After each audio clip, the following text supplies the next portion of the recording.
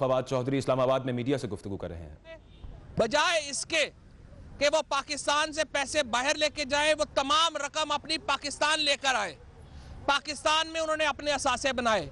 एक ऐसे शख्स की इज्जत करनी चाहिए जो पाकिस्तान में एक ऐसे कल्चर में जहां पर पॉलिटिशियंस, इन्फ्लुएंशियल्स, बिजनेसमैन अपने पैसे पाकिस्तान में कमाते हैं और पाकिस्तान से बाहर लेके चले जाते हैं। इमरान खान वो आदमी है जिसने बाहर पैसे कमाए और अपने पैसे पाकिस्तान लेकर आया, और ये लोग इस बुनियाद के ऊपर इमरान खान को तनकीद का निशाना बना रहे हैं, इस बात के ऊपर इमरान खान के ऊपर तनकीद कर रहे हैं कि वो अपने पैसे पाकिस्तान क्यों लेकर आया।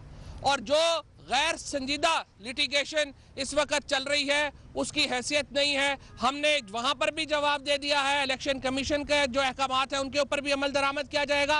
एक एक रुपए का हिसाब इमरान खान का मौजूद है, मनी ट्रेल मौजूद है, जिसको चाहिए वो हमसे ले ले।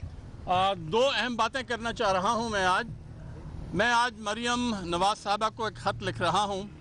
उन्होंने मुझे चंद महीने पहले एक लीगल नोटिस दिया था कि डॉन लीक्स के बारे में। जब मैंने उनका नाम लिया तो उन्होंने कहा कि ये बिल्कुल गलत है, और मैं 10 अरब रुपए का मुझे लीगल नोटिस भिजवा दिया।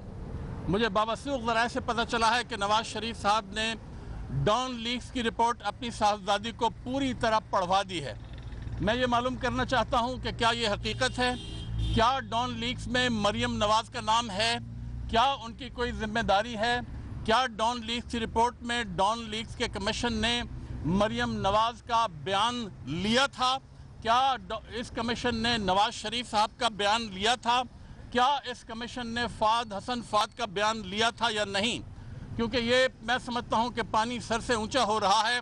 अब कौम मज़ीद बर्दाश्त नहीं करेगी कि डॉन लीक्स की रिपोर्ट को दबाया जाए, क्योंकि ये एक ऐसी साजिश का हिस्सा है जो प्राइम मिनिस्टर हाउस से पाकिस्तानी अफवाज के ख़िलाफ़ जिसकी इब्तिदा हुई, और नवाज शरीफ साहब ने उस रिपोर्ट को दबा के रख लिया। मैं मुतालबा करता हूँ कि इस रिपोर्ट को फ़ौरन रिलीज़ किया जाए, और मैं मरियम साहबा को जो आज मैं रिलीज़ कर दूँगा, उसमें मैं उनसे कह रहा हूँ कि अपना लीगल नोटिस वापस लें और मुझसे माफ़ी मांगें, वरना वो ये बताएं कि डॉन लीक्स में ने उनको बिल्कुल किसी भी जिम्मेदारी से मुस्तस्ना करार दिया है। ये बात पाकिस्तान की सिक्योरिटी की कंसर्न हो चुकी है। इससे पहले उन्होंने, जैसा कि हम जानते हैं, मॉडल टाउन की रिपोर्ट को भी छुपा लिया था, क्योंकि उसमें 1 दर्जन से ज़्यादा निहत्ते और मासूम शहरियों का कत्ल जो है वो इनके भाई पर इल्ज़ाम आया था। वहाँ ये अपने भाई को बचा रहे हैं, यहाँ ये अपनी साहबजादी और साथियों को बचा रहे हैं, पैनामा में ये अपने आप को बचा रहे हैं। तीनों जगह ये पाकिस्तान के आइन की खिलाफ वर्जी के और अपने हल्फ की खिलाफ वर्जी के मुर्तकिब हो रहे हैं। जहाँ तक इन केसेस का सवाल है, सारी दुनिया जानती है कि पैसे के मामले में इमरान खान की दयानत जो है उसके दुश्मन भी उसका एतराफ़ करते हैं। बट जबकि नवाज शरीफ साहब के जहाँ तक माली मामलात हैं, हर चीज़ छुपी हुई है। पाकिस्तान का सबसे बड़ा घर जो है वो जाती उम्रा में है। वो हमें नहीं पता कब बना, कैसे बना, कितनी ज़मीन आई, कहाँ से पैसा आया। इनके घर मरी, नथिया गली और इलाकों में है, इनके फ्लैट्स लंदन में हैं। हम समझते हैं कि ये जो इन्होंने झूठे केस, और एक और इन्होंने सुप्रीम कोर्ट में कल केस फाइल कर दिया है इमरान खान के ख़िलाफ़। इनकी स्ट्रेटजी सिर्फ ये है कि पैनामा पर से तवज्जो दूर रखने के लिए इमरान खान के ख़िलाफ़ केसेस फाइल करते जाएं।